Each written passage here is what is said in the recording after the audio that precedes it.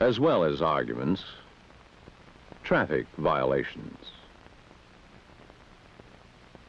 And as the days go by, he looks for more kicks, more escape from the troubles he brings on himself.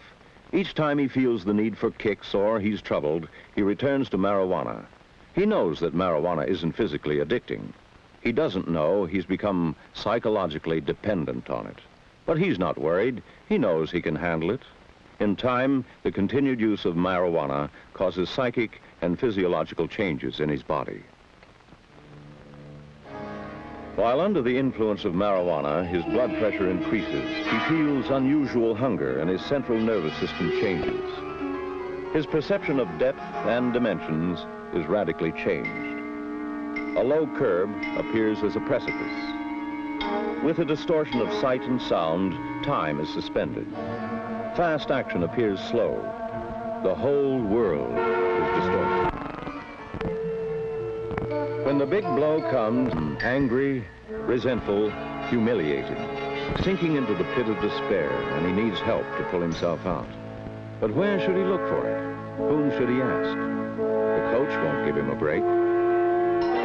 The teacher? He's already failed him, so why keep on with studies? His parents? They don't understand anything.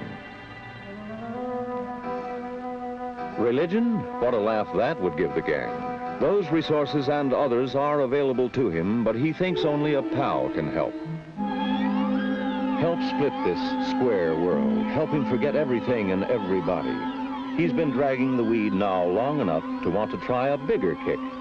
In his present frame of mind, the bigger, the better. Psychologically, he's ready to make the big C. His pals have introduced new props, and he's anxious to examine them. Caution, intelligence, normal defenses go up in pot smoke. Hank is a real hype, a hooked mainliner beyond hope. He is long past getting any kicks from marijuana. His body is conditioned to heroin, one of the most powerful, dangerous drugs known to man. So dangerous that its importation, even for medical uses, has been banned in the United States since 1925.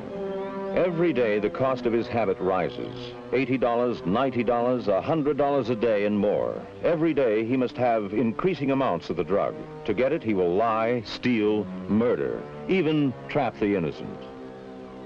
The outfit that he uses is the drug addict's only friend. With it, he can exist in his living hell until the next fix. Without it, he will suffer the unbearable tortures of withdrawal from the drug. To prepare the venom for his bloodstream, he empties heroin onto the spoon. Every grain is precious and cannot be spilled or wasted.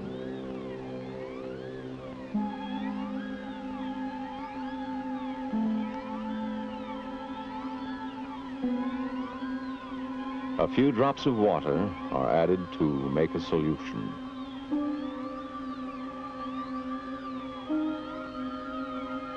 Then the small wad of cotton, usually dirty, is placed on the spoon to serve as a filter.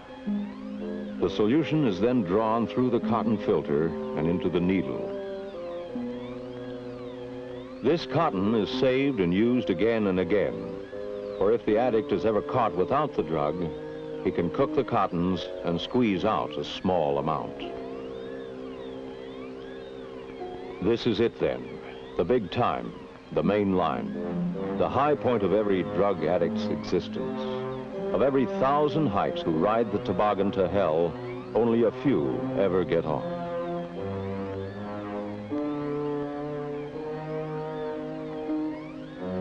Of course, Pete is careful not to let John see the actual needle pop. That is hidden, ignored, bypassed. Instead, only the fun, the kicks, the real blast is played up. The tourniquet is quickly tied and secured. The vein is enlarged. The hype is ready. All sanitary precautions are ignored and normal hygiene protections are out. All addicts run the risk of infecting themselves with tetanus, hepatitis, venereal, and other diseases. But in a race with time, To stop withdrawal, he doesn't think of such things. Right now, all that matters is the dirty needle, the germ-infested cotton, the poisonous drug. By now, John is psychologically ready for stronger drugs. To his confused brain, the idea of joining Hank in a bigger kick is highly enticing. It would be all right to try it just once, just to see what it's really like. The only thing is the ugly-looking needle, the vague, uncertain fear of maybe getting hooked. His pal laughs at his fear of a little needle. A small pop doesn't hurt. It only makes you fly. Besides, only squares get hooked. The hip guys are just occasional users. You blast every once in a while and quit whenever you like. A few pops now and then can't possibly hurt. The idea of a real kick without getting hooked takes hold. John isn't afraid, and he certainly isn't square. The chain reaction has reached the end of the line. He's handled alcohol, goofballs, marijuana. Now he's positive he can handle one little pop. But something seems to have gone wrong. The excuse of, "it can't happen to me," was all right for the first pop and the second and the third.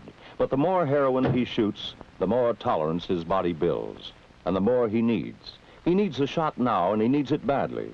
But this is the last one. After he's feeling better, he'll quit. Never touch the stuff again.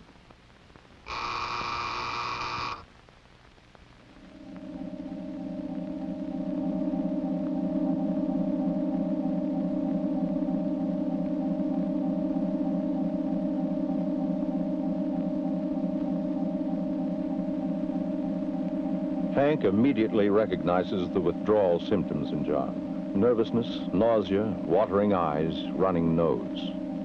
Too bad, but his pal Pete isn't around to fix him up. Hank needs every grain he has for his own fix. There's nothing to do but wait till Pete comes with more stuff. In the meantime, sweat it out, pal. You wanted kicks? Now pay the price.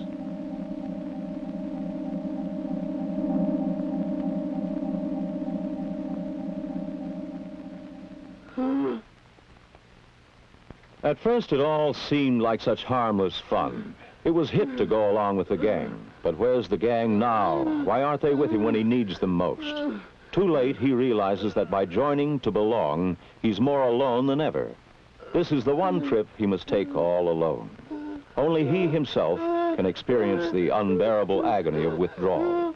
Alternately, he will feel chills and burnings. Violent muscular cramps will rack his tortured body. He will vomit and then retch in uncontrollable convulsions. The agony will reach its peak in 36 to 72 hours, then continue for 2 more weeks. In the meantime, he must obey the rules of the drug addict's world of secrecy. His screams of pain can bring discovery. Worst of all, they can bring the law and forcible denial of the hell drug addicts must have. So cool it. Cut it, strangle it. In the jungle land of narcotics, it's fight, claw, kill, and every man for himself. The demons of withdrawal pains have increased their torture. They run rampant through his body and prepare to multiply themselves hundreds of times again. Ironically, the only relief from his demons is through the very poison that originally hooked him. The same heroin that will bind him ever more tightly to his living hell. But the blessed temporary delivery is not given through any noble, charitable motives.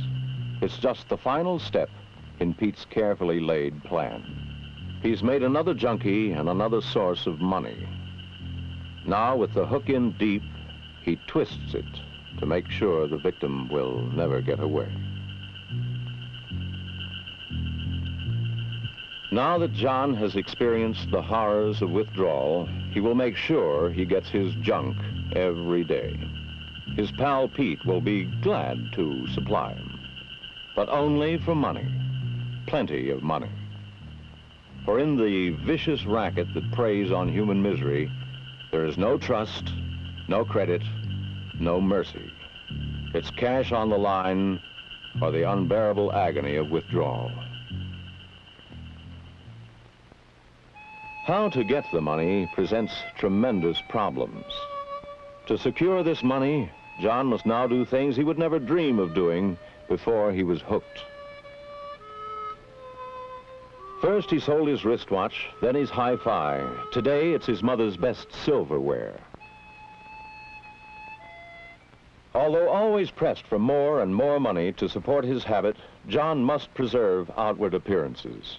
Every day, he must go through the motions, the pretense of living a normal life. No one must ever know he's a hopeless junkie. But the law enforcement officers, ever alert to the deadly drug traffic, are about to know. Helen, the swinger, the hip chick of the gang, has been picked up for shoplifting in a downtown store. Her previous arrests for shoplifting and prostitution, her addiction to narcotics, weigh heavily against her. But the shame, the stigma, the prison sentence she faces are of second importance now. Her immediate problem is getting another fix to hold off the terrible withdrawals. In police custody, she knows a fix is impossible. So she will settle for the next best thing and cooperate with the law. She will sell the gang, her friends, her soul for the help she needs to face the coming withdrawal tortures. Swiftly acting on her lead, those of the law strike back, and another small tentacle of the drug octopus is cut off.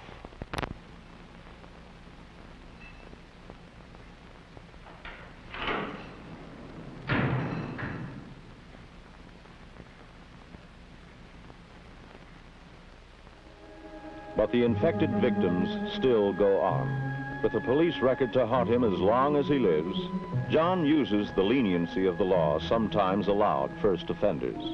So, he enters a government hospital for the very best treatment modern science can give.